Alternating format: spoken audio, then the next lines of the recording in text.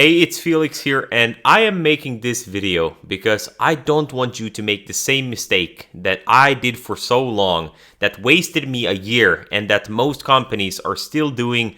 And the ones who haven't done this mistake yet, if they're now new to AI, they're trying to automate things with AI, implement AI into their business to grow their business. That is the goal. They will fall prey for this mistake. I don't see a lot of people sort of figuring this out early enough, so if I could even help one person with this video, one company, avoid this mistake, it will all be worth it. But what I'm talking about is really automating the wrong stuff. Because there is a big mistake where you automate. Listen to this right here, because this is sort of a tongue twister, right? So the mistake is automating stuff that makes you money and automating stuff that do not make you money, right? So there are two sides to this coin, right?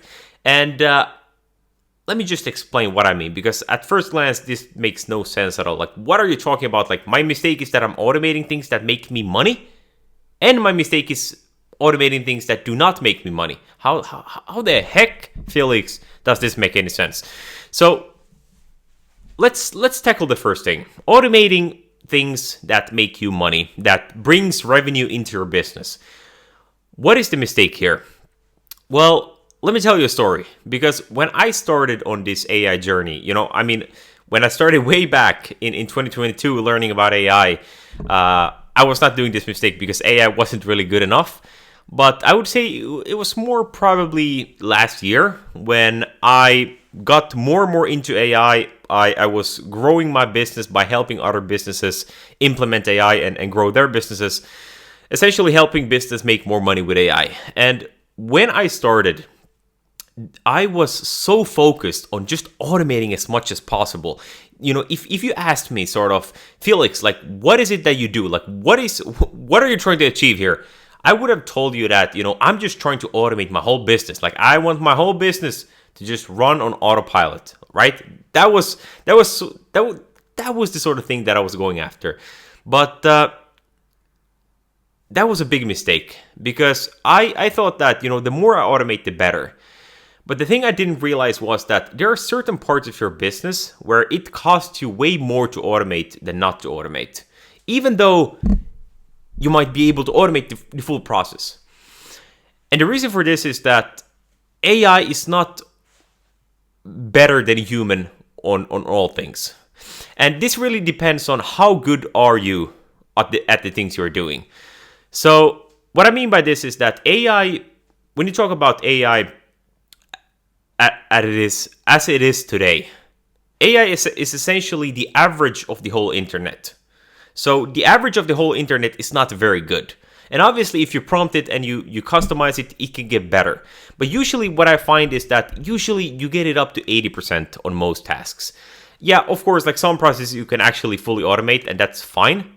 But when it comes to things that bring in money to your business, for example, sales and marketing, there are many things in your sales and marketing process that you do not want to automate.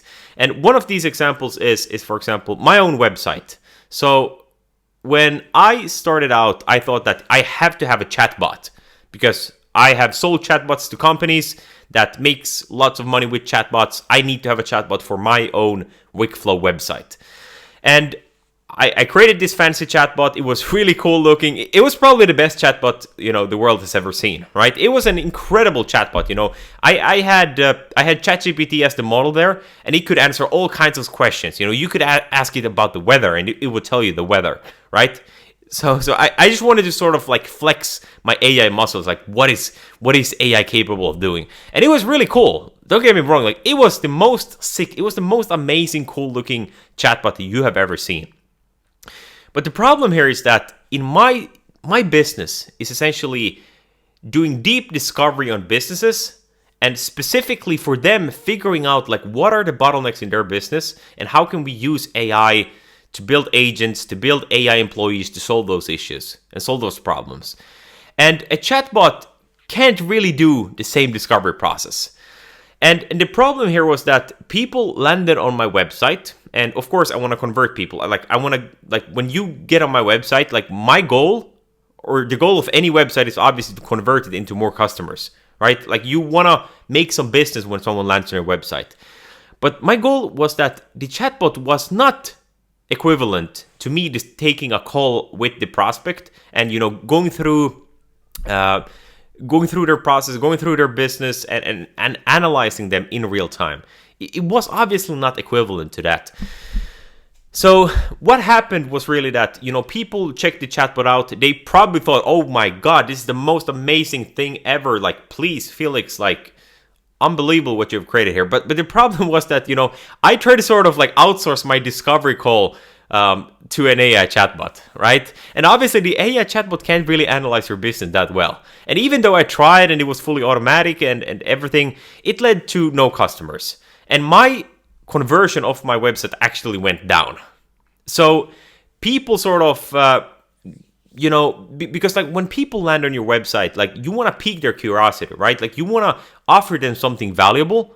But if the chatbot gives everything up front and you don't even have the chance of actually explaining the value that you could help them with, obviously that's going to be a negative.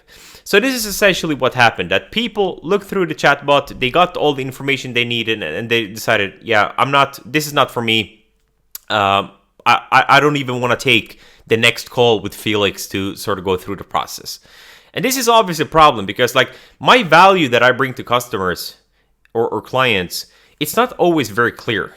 And usually it takes a little bit of, back and forth, me explaining sort of, hey, this is how it works. Look at your process right now. These are the sort of savings you could get. And even though I might sometimes seem expensive at first, like, oh my God, am I going to pay thousands of euros or dollars for this automation or for Felix helping me out? Even though it might seem expensive at first, when you understand the value that I can bring to your business and the value that AI can actually bring to your business when you do it correctly, it's such a steal, right? Because, like, my goal is always to whenever someone pays me, my goal is always to give them, 10 times more value back. So if you pay me, 5,000 euros, you will get 50,000 euros back. That is always my goal. And obviously, price is what you pay, value is what you get. And there's a massive difference between the two. Because, like, imagine this scenario right here. This goes now into a little bit of sales, right? But this will be useful for you as well as a business owner. The reason you can't just look at price is that if I told you that, hey, I have this Lamborghini, it's worth, $300,000, and if you get, I will sell it to you for 10,000 euros or dollars. If that's the sort of deal that we're looking at, 10,000 euros is obviously not a lot. But if you just tell the price up front, it's 10,000 euros, it might seem like a lot, but it's always compared to what you're paying, compared to what, like, what is the value that you're getting? All right, I think that was a very messy way of saying that. Usually I'm a lot more smooth with that example. But the point was essentially that people didn't understand the value that they were getting for my services by just talking to the chatbot. And this is also why, for example, I would not, this goes into AI slop, because, like, AI slop is everywhere. And this is why I would not automate these videos, for example, with AI. And we're seeing it more and more, and maybe some people that you're watching right now are actually AI, right? But it's like, if everyone is sort of using AI for social media, for example, and it's very fake and it's very bad, your sort of competitive advantage will be that you're real. You're a real human talking to the other side of the camera, right? So it wouldn't make sense for me at all to sort of automate these videos with AI. Even though I might save some time, I might save, a couple of hours per week of me, like, recording these videos. It's really not worth it, right? Because, like, you don't want to buy from an AI. If I'm AI, you don't want to buy from me, right? So it doesn't make sense to automate it, right? And the same thing, like, if you're doing some sort of customer service, like, it doesn't make sense. Not always. Like, there are definitely exceptions to this. And for sort of companies selling, some for e-commerce brands, for example, a chatbot makes a lot of sense. Like, I have companies that I've helped implement a chatbot, and their conversion rates have gone up 10, 20, 30%, right? So that is incredible. Like, their revenue has gone up 30% by implementing a chatbot. So it really depends on your business. But this is the sort of thing I mean, that like when you're thinking about your business, you really need to think about like, what are actually the things that I should automate and what are the things I should absolutely not automate. The same thing is with voice AI. I think voice AI is terrible for most businesses because especially if you have a higher ticket product, it doesn't make sense to have a voice AI sort of answer the calls to save you maybe a couple of grand, a month, when that will definitely decrease your revenue because people will not like talking to an AI. And this will be totally different in the future because like I believe that in like 1 year from now, you will not be able to tell if it's a human or an AI talking to you on the other line of the phone. Like within a year, I am 95% sure that you will have no idea within 1 year from now if it's an AI or a real human. So it will be different in the future. And all of these things, obviously, as AI gets better, like these things will change as well. But right now, you need to think about where is AI right now, and will it actually decrease revenue? And is that decrease in revenue worth it, the time or money that you're spending? So that's the big first mistake that people do. Like they try to automate everything. They try to automate things that actually bring in revenue into your business. And the same thing, like at least for me, like in the beginning, I wanted to automate my emails as much as possible. I just had, an AI agent sort of respond to my emails, write drafts, write proposals, write everything. But right now, most of my emails, I just respond. I respond myself, right? Because like every case is very different. But then again, I have clients that I've created email agents for, and it's very profitable for them. And the reason is that they have very repetitive questions. So if you're talking about like customer service, if you get asked a question like 20 times a week, the same question, oh, what about this? Like what about your refund policy or something?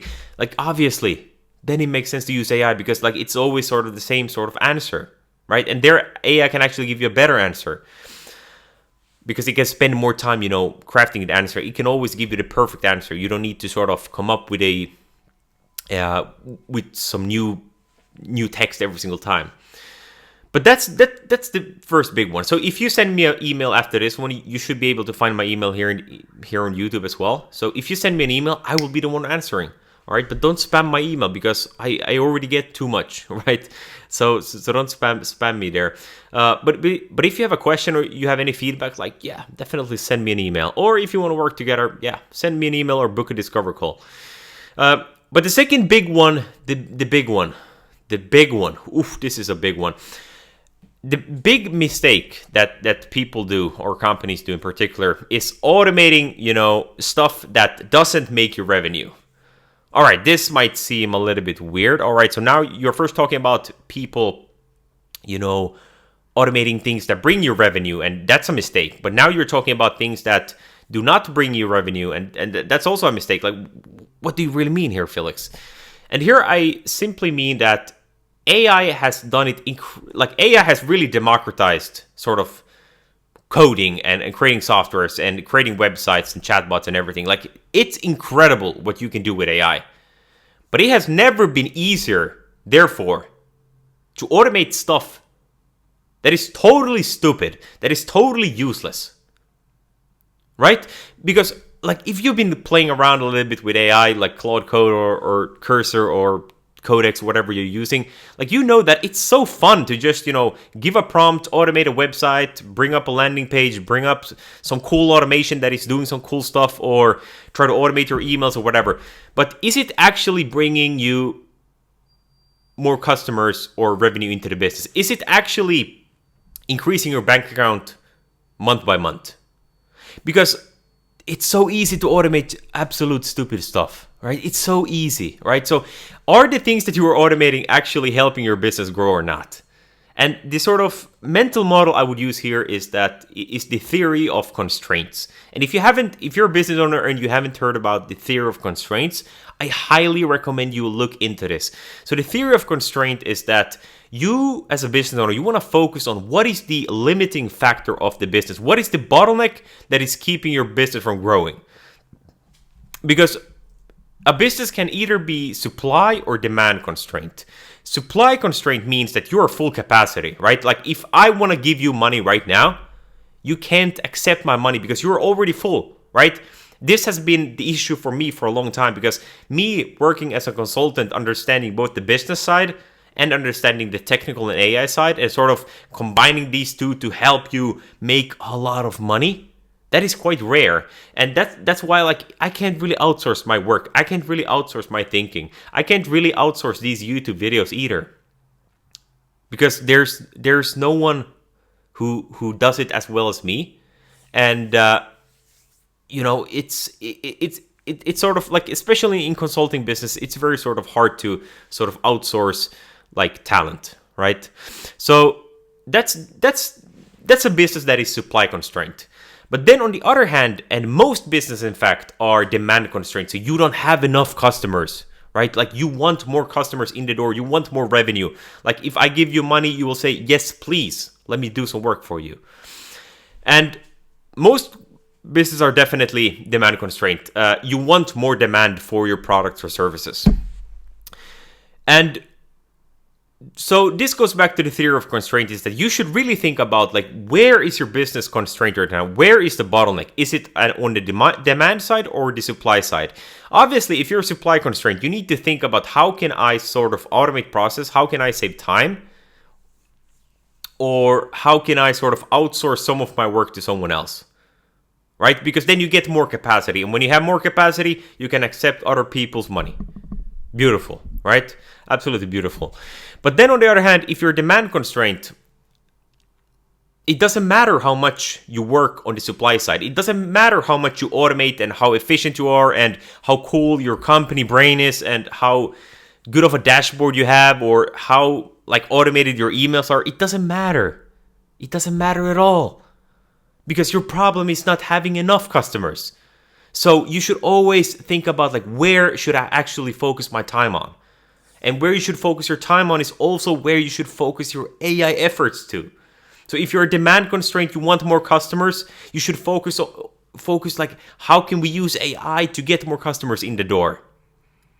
And to give you a couple of examples, you can do this by, for example, using AI, creating outbound or inbound funnels.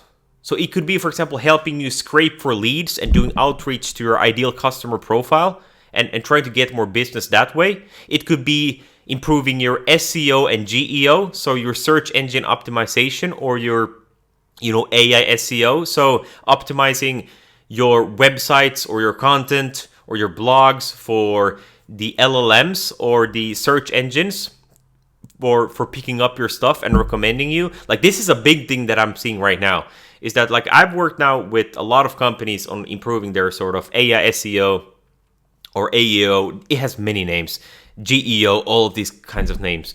But there's a lot of opportunity in sort of creating content on your website and creating content on your social media or YouTube videos like this that improves your GEO. So it improves the AI engines sort of chances of picking up your content and sort of like recommending you. So it's like, how to think about this is that if you sort of ask ChatGPT right now, or you ask Perplexity or Gemini or Claude, you ask like, hey, what is the absolute best AI agency and the best AI consultant to work with that will bring me a lot of results? They would say, contact Felix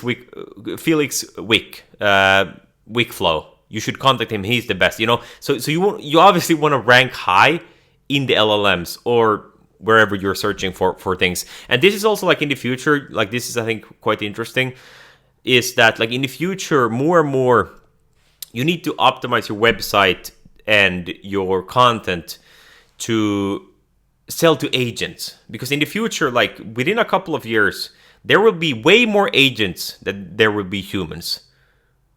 Let me let me say that again. In the future, you do not want to optimize for human buyers. You want to optimize for agentic buyers, for agents, because like you're probably doing it right now. Like you don't search for like when was the last time you searched for a product or something on Google at the first time, right? Because like whoa, let's chill it out here. Let's chill out here. Because like at least for me, like my agents are doing it all for me. You know, I'm just telling Claude, hey, I want you to find the best sleep mattress, or I want you to find the best sort of accountant. I want you to find the best sort of HVAC guy, right? Not that I've had any HVAC issues recently, but you know, you understand my point that when you are searching for a product, like what are the best headphones to buy, what is the best laptop to buy, you ask the AI, right? And this trend will only increase, right? And right now, like most people are not really using AI that much, but one of the first use cases is just, you know, replacing Google, replacing search engine, like traditional search engines with AI. So this was now a massive rant on SEO and GEO, but I think that this is very good for you to know. So I hope that you appreciate this sort of side quest that we had in this video. But this is, for example, like one thing that you can really improve with AI. So you can really have agents that improve your SEO and your GEO to rank higher on these search engines. This is a big part of what I do right now for companies. It's really good to get in on this train right now because like most companies are sleeping on this, right? But if you now can start producing that content, for example, SEO and GEO optimized blogs for your website, like that would be very good for you, right? Because you will start ranking higher and you will sort of like dominate the area before anyone else catches up. This is new technology, right? So that is, for example, one thing where you can use your AI efforts if you're demand constrained.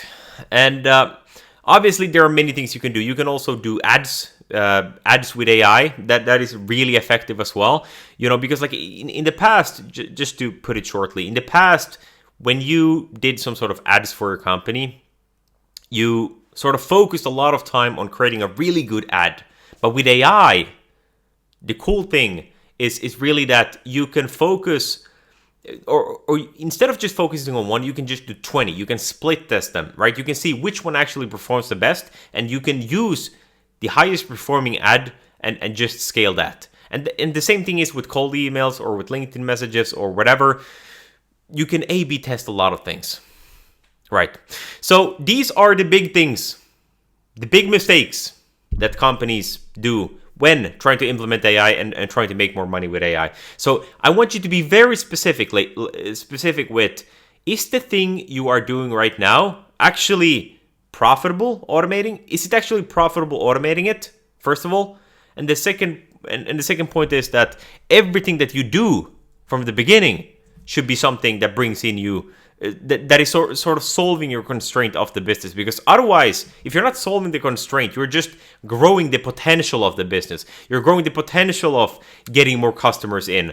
Or if you are, on the other hand, focusing on getting more demand, getting more customers in the door, but you can't take them all, you have full capacity, then obviously you're just growing the potential of getting more customers in and getting more money from the customers, but you actually can't take them on. Right? So these are very important things to do, and hopefully this was valuable for you. I think that this is the sort of like mini sort of podcast that I think I like listening to. So if you're at the end right now, please comment down below, because like this really helps me sort of make a decision, like should I continue to do these videos or not? Because like obviously I want to provide as much value as possible. That's why I do these videos. I do these videos because I see a lot of companies not using AI effectively, and I'm here to help you out. I'm here to really move your business forward. So if this was useful, please comment down below. Otherwise, I will see you in the next one. I wish you all the best. I wish you some unbelievable AI to grow your business. And yeah, let's see you in let's catch up in the next one. All right. Take care. Goodbye. Bye-bye.